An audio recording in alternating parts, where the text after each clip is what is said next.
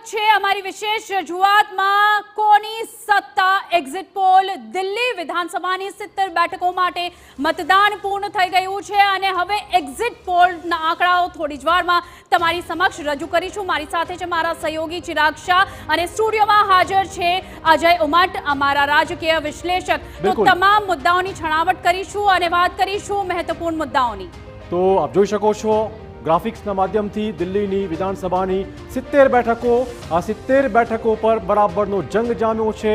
આપણે કહી દઈએ કે કોંગ્રેસ, આમ આદમી પાર્ટી અને બીએસપી આ ત્રણ પક્ષ એવા છે કે જે તમામ બેઠકો પર લડી રહ્યા છે, પરંતુ ભાજપની વાત કરીએ, એનડીએની વાત કરીએ તો એનડીએના ઉમેદવારો એમાં 68 બેઠક પર ભાજપના ઉમેદવારો મેદાનમાં હતા અને અન્ય પક્ષના ઉમેદવારો 2 બેઠક પર લડતા હતા, પરંતુ આજના દિવસે પણ આક્ષેપ પ્રતિ આક્ષેપોનો દોર યથાવત રહ્યો છે।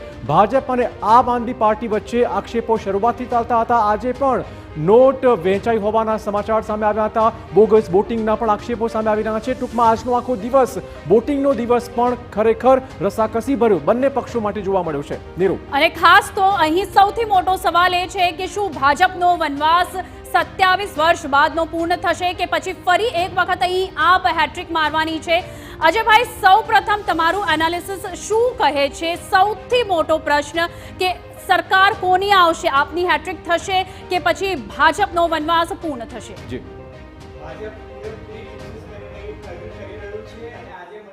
વડાપ્રધાન નરેન્દ્ર મોદીએ જ્યારે કુંભમાં ડૂબકી મારી હશે ત્યારે એવી ચોક્કસ મનોરથ રાખ્યો હશે કે ભાઈ દિલ્હીમાં આ વખતે 26 વર્ષનો જે રાજકીય વનવાસ જે છે ભારતીય જનતા પાર્ટી માટે એ પૂરો થાય।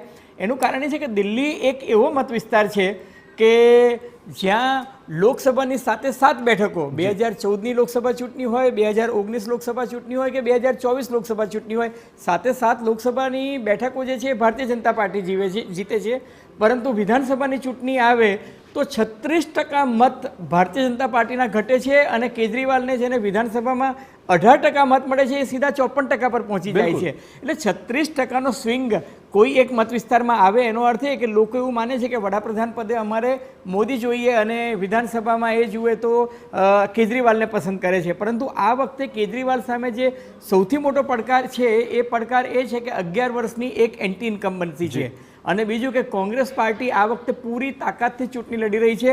અને તમે જુઓ કે હું સ્ટુડિયોમાં આવ્યા પહેલાં જોતો હતો કે મુસ્તુફાબાદ છે, સિમલપુર છે, ગોકલપુર છે, પછી કરોલબાગ છે, આ બધા વિસ્તારોમાં મુસ્લિમ અને દલિત લોકોનું જે પ્રભુત્વ છે અને દલિત અને મુસ્લિમ વિસ્તારોમાં મતદાનની ટકાવારી ભયંકર વધી છે। અને જો દલિત અને મુસ્લિમ વિસ્તારમાં મતદાનની ટકાવારી 5%થી ઉપર જાય તો એનો અર્થ એ કે આમ આદમી પાર્ટીને નુકસાન છે। ભાજપ અને કોંગ્રેસ એ જે છે આમ આદમી પાર્ટીના મતો જે છે એનું વિભાજન કરી રહ્યા છે અને કોંગ્રેસ જેટલું પરફોર્મન્સ સુધારશે એટલું નુકસાન કેજરીવાલને થશે।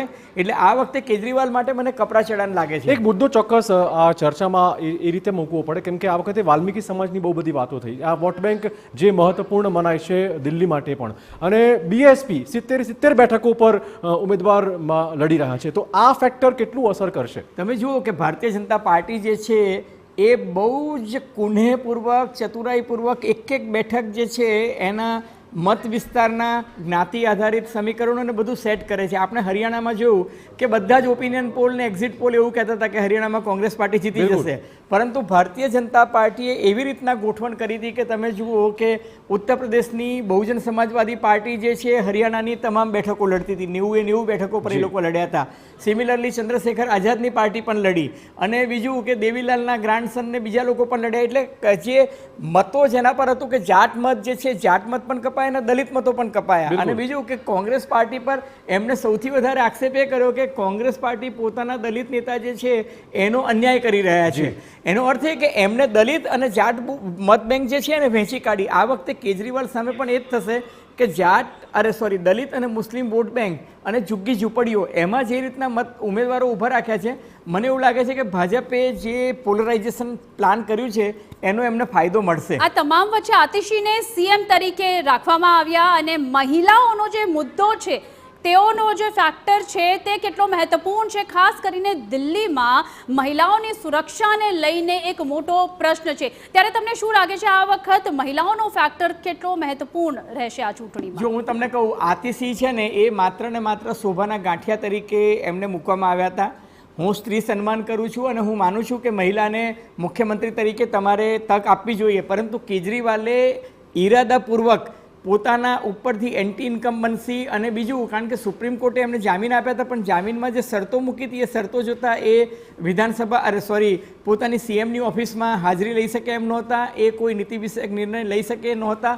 એટલે એમણે શું કર્યું કે આતિશીને મૂક્યા, પરંતુ એમને સ્પષ્ટ સંકેત આપ્યો કે આ ચૂંટણી જે છે એ કેજરીવાલ ઉપર લડાઈ રહી છે, આ ધર્મયુદ્ધ છે. અને ધર્મયુદ્ધમાં એમણે કહ્યું કે જો તમને લાગતું હોય કે હું પ્રમાણિક છું તો આમ આદમી પાર્ટીને ફરીથી એની તરફેણમાં જંગી મતદાન કરો અને કેજરીવાલને ફરીથી મુખ્યમંત્રી તરીકે ચૂંટો. એટલે એનો અર્થ એ કે આ વખતે મુખ્યમંત્રી પદના ઉમેદવાર કે દાવેદાર જે છે કેજરીવાલ છે, આતિશી નથી. એટલે આતિશીનો છેદ તો એમણે ઉડાવી દીધો કે એ માત્ર એક હંગામી અથવા તો એડહોક ધોરણે કામચલાઉ ધોરણે કરેલી વ્યવસ્થા જ હતી. ખાસ કરીને યુપી મહારાષ્ટ્રની બેઠકોમાં જે એસેમ્બલી ઇલેક્શન્સમાં અત્યારે જોવા મળ્યું છે, તમને લાગે છે એના પરિણામનો ઇન્ફ્લુઅન્સ દિલ્હી ઇલેક્શન્સમાં જોવા મળશે? 100% મળશે. અને બીજું કે ભારતીય જનતા પાર્ટી જે છે એ જ્યારે ચૂંટણી લડે છે, તમને કહું ભૂપેન્દ્ર યાદવ કે જે કેટલા કદાવર નેતા છે, દાખલા તરીકે ગુજરાતના પ્રભારી છે, એમને માત્ર 2 જ બેઠકની જવાબદારી સોંપી હતી, બરાબર છે. ઉત્તર પ્રદેશના પ્રભારી એમને માત્ર 2 જ બેઠકની જવાબદારી ભાજપે સોંપી. એ રીતના ભાજપે એટલું બધું માઇક્રો પ્લાનિંગ, એક મત વિસ્તાર, એક વિધાનસભાની બેઠક, સુષ્મા સ્વરાજના સુપુત્રી, તો એ સંસદ સભ્ય છે છતાં પણ એમને એક મત વિસ્તારની જવાબદારી આપી. એટલે આ જે પ્લાનિંગ ભારતીય જનતા પાર્ટીએ કર્યું છે, એટલે ભાજપ પાસે જે રિસોર્સ છે, એમનું બૂથ મેનેજમેન્ટ છે, એમનું પેજ મેનેજમેન્ટ છે, કાર્પેટ બોમ્બિંગ જે રીતના થઈ રહ્યું છે, અમિતભાઈ સાથે માંડીને વડાપ્રધાન નરેન્દ્ર મોદીએ જે રીતના પબ્લિક મિટિંગ લીધી, અને તમે જુઓ કે સંસદમાં રાષ્ટ્રપતિના અભિભાષણ પરનો જે વડાપ્રધાન નરેન્દ્ર મોદીએ જવાબ આપ્યો, એમાં રાહુલ ગાંધી કરતાં ચાપખા વધારે આ વખતે કેજરીવાલ પર પડ્યા છે. એનો અર્થ એ કે કેજરીવાલ અને ભાજપ વચ્ચે સીધી ટક્કર છે. અને હું માનું છું કે ભારતીય જનતા પાર્ટીનું પલ્લું અત્યારે જે રુઝાન આવી રહ્યા છે, એટલે મતદાનની ટકાવારી અને એરિયા જોતા મને એવું લાગે છે કે ભાજપ અને કેજરીવાલ વચ્ચે એકદમ કાંટેકી ટક્કર છે. પણ ભાજપ જો બાજી મારી જાય, જેમ હરિયાણા અને મહારાષ્ટ્રમાં હારની બાજી જીતમાં પલટી દીધી હતી, તો આ વખતે તો એમને 26 વર્ષનો રાજકીય વનવાસ છે અને કેજરીવાલની 11 વર્ષની એન્ટી ઇન્કમ્બન્સીનો પણ લાભ મળશે. અને હું જ્યારે કેજરીવાલની એન્ટી ઇન્કમ્બન્સી કહું છું ચિરાગ, તો માત્ર વિધાનસભામાં નથી કહેતો, એમસીડીમાં પણ કહું છું. અને બીજું કે 70%થી વધારે ધારાસભ્યોને એને રિપીટ કર્યા છે ત્રીજી ટર્મમાં. એમની સામે મહત્વપૂર્ણ સમાચાર અજયભાઈ મળી ગયા છે આપણને. એક્ઝિટ